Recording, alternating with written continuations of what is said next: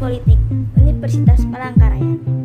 Di sini saya akan menjelaskan materi untuk memenuhi tugas bahasa Indonesia yang diberikan oleh Ibu Misnawati M.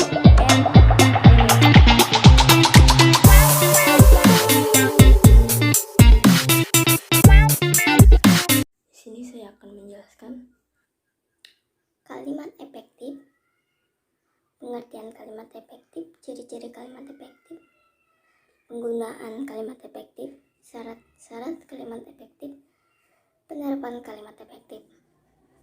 1. Pengertian kalimat efektif. Kalimat efektif adalah kalimat yang memiliki kemampuan untuk menimbulkan kembali gagasan-gagasan pada pikiran pendengar atau pembaca, seperti gagasan yang ada pada pikiran pembaca atau penulis.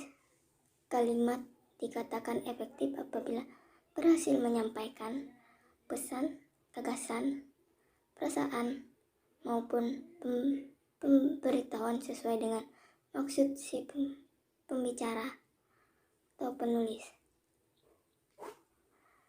2. Ciri-ciri kalimat efektif. 1. Memiliki unsur penting atau pokok, misalkan unsur SP. 2.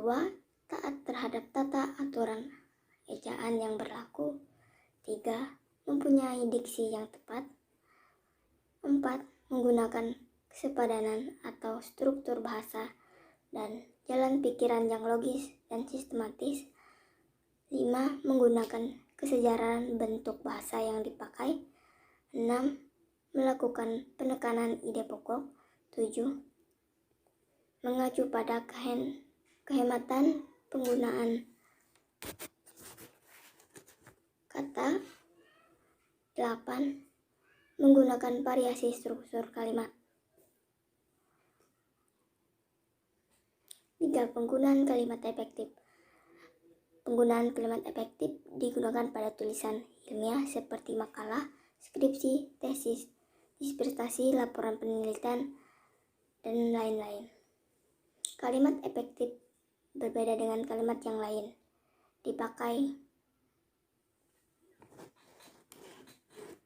Yang dipakai oleh para sastrawan atau wartawan. 4. Syarat kalimat efektif dibagi menjadi 1. Logis. 2. Kepararelan. 3. Ketegasan. 4. Kehematan. 5. Ketaatan. 6. Kecermatan. 7. Kepaduan. 8. Kesejajaran. Dan 9. Keharmonisan. 1. Kelogisan. Kalimat pasif dan aktif harus jelas. Subjek dan keterangan harus jelas. Pengantar kalimat dan predikat harus jelas. Induksi kalimat dan anak kalimat harus jelas. Subjek tidak ganda. Predikat tidak didahului kata yang. 2. Kepararelan. Predikat kalimat menjemuk serta rapatan harus paralel, artinya jika kata kerja harus kata kerja semua, jika kata benda harus kata benda semua. 3. Ketegasan.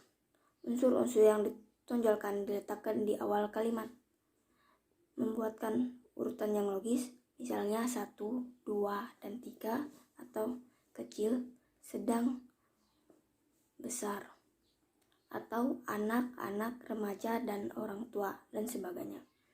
4. Kehematan. Kehematan adalah penggunaan kata-kata secara hemat tetapi tidak mengurangi makna atau mengubah informasi. 5. Ketepatan. Ketepatan adalah pemakaian diksi atau pilihan kata harus tepat. 6. Kecermatan. Kecermatan adalah kalimat yang dihasilkan tidak menimbulkan tafsiran ganda dan harus tepat diksinya. 7. Kepaduan. Informasi yang disampaikan itu tidak terpecah-pecah 8. Kesejaran adalah penggunaan bentuk-bentuk yang sama pada kata-kata yang paralel. 9. Keharmonisan adalah setiap kalimat yang kita buat harus harmonis antara pola pikir dan struktur bahasa seperti subjek, predikat, objek, dan pelengkapan dan keterangan. Penerapan kalimat efektif yaitu kalimat efektif dan penerapan EYD. 2. Kalimat efektif dan pilihan kata diksi. 3. Kalimat efektif dan kesepadanan serta kesatuan. 4. Kalimat efektif dan kesejajaran bentuk. 5. Kalimat efektif dan penekanan ide pokok. 7. Kalimat efektif dan variasi struktur.